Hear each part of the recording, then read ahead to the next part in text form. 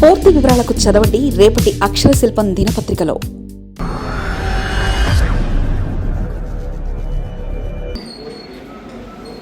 Hello everyone, నేను విజయ్ గుప్తా. ఇక్కడ జగదాంబ దగ్గర ఒక చిన్న ఇష్యూ అయింది 2 days back.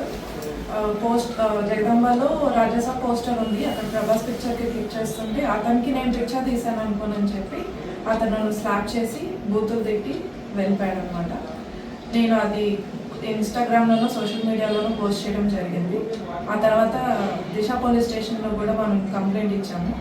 P Srinivas sir దాన్ని ఫర్దర్గా ఇన్వెస్టిగేట్ చేస్తా అన్నారు. నెక్స్ట్ దాన్ని దివాకర్ సార్ కొంచెం ముందుకు తీసుకెళ్లారు. అతను నేను ఇచ్చిన పిక్చర్ కానీ ఏమీ క్లారిటీ లేదు, కంప్లైంట్ కూడా నేనేం ఫైల్ చేయలేదు. బట్ సార్ దాన్ని చాలా స్ట్రాంగ్గా తీసుకొని Vizag is the safest place for women అని చెప్పి చాలా స్ట్రాంగ్గా ముందుకు తీసుకెళ్లారనమాట. హాయ్ ఎవ్రీవన్, నార్మల్గా అమ్మాయిలకి ఏమైనా అవుతే నేను కొంచెం ఎక్కువగా రియాక్ట్ అవుతుంటాను, ఫెమినిజం అనో ఉమెనిజం అనో ఏదో ఒకటి. బట్ ఇవాళ నాకే అవుతుందని చెప్పి నేను ఎప్పుడు ఎక్స్పెక్ట్ చేయలేదు. అసలు నేనేం చేయలేదు కూడా. I'm just walking from Jagadamba junction to my office, PSC. It's located in Jagadamba junction. వస్తుంటే అక్కడ రాజాసాబ్ పోస్టర్ ఉందన్నమాట జగదాంబ థియేటర్ దగ్గర. నేను ప్రభాస్ ఫ్యాన్ యాజ్ యూజువల్గా కాబట్టి అది పిక్చర్ క్లిక్ చేస్తున్నాను. అప్పుడు ఒక అతను మాల వేసుకొని గ్రీన్ కలర్ డ్రెస్, మరి అది ఏ మాలో కూడా నాకు తెలీదు, అతను వచ్చి చాలా గట్టిగా అరుస్తున్నాడు అనమాట. నేనేమనుకున్నాను, అక్కడ ఆటో వాళ్ళు ఎవరో ఉండుంటారు, వాళ్ళ మీద అరుస్తున్నాడేమో అనుకుని నేను పెద్ద పట్టించుకోలేదు. ఓకే, నా పని అయిపోయింది. నేను రోడ్ క్రాస్ చేసుకొని అటు చర్చ్ వైపు నడుచుకుంటూ వెళ్తున్నాను. అతను సడన్గా వచ్చి వెనక నుంచి ఇక్కడ చాలా గట్టిగా స్లాప్ చేసేసి బూతులు, అసలు అలాంటి బూతుల్ని మనం వినుండం కూడా, అలాంటి బూతులు తిట్టేసి నన్ను, నా స్పెక్స్ అక్కడ పడిపోయి విరిగిపోయాయి. ఇది నేను సెట్ చేశాను ఇలాగా.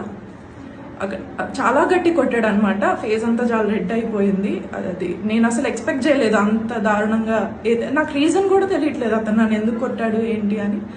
కొట్టి బూతులు తిట్టి ఆయన వెళ్ళిపోయాడు. కానీ అక్కడ ఉన్న వాళ్ళు, జగదాంబ జంక్షన్ ఎలా ఉంటుందో మీకు తెలుసు, అండ్ ఇది సంక్రాంతి సీజన్, షాపింగ్ జనాలు ఫుల్ ఉన్నారు. ఒక్కరు కూడా రియాక్ట్ అవ్వలేదు, నాట్ ఈవెన్ 1%. అక్కడ అందరూ అదేదో సినిమా చూస్తున్నట్టు చూసి, ఇంకొక పెద్ద మనిషి వచ్చేమో మీకు తెలిసిన వాళ్ళు కాదా, మీ హస్బెండ్ కాదా అంటున్నారు.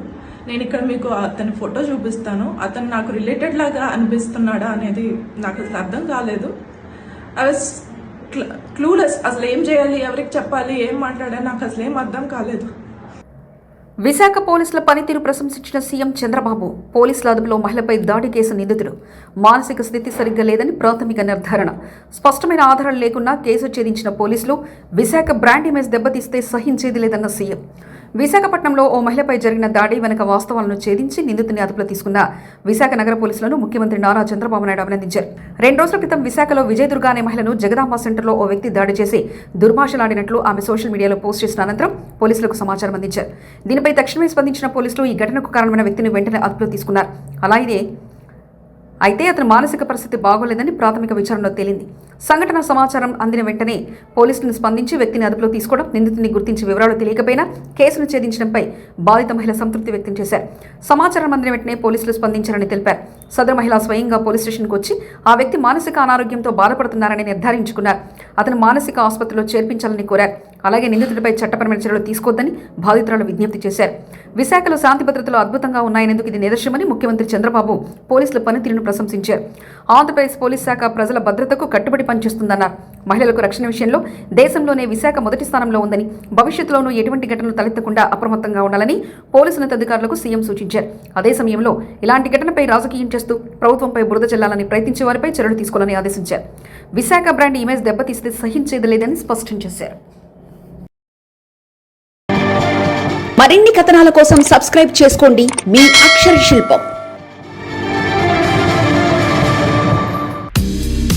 పూర్తి వివరాలకు చదవండి రేపటి అక్షర శిల్పం దినపత్రికలో.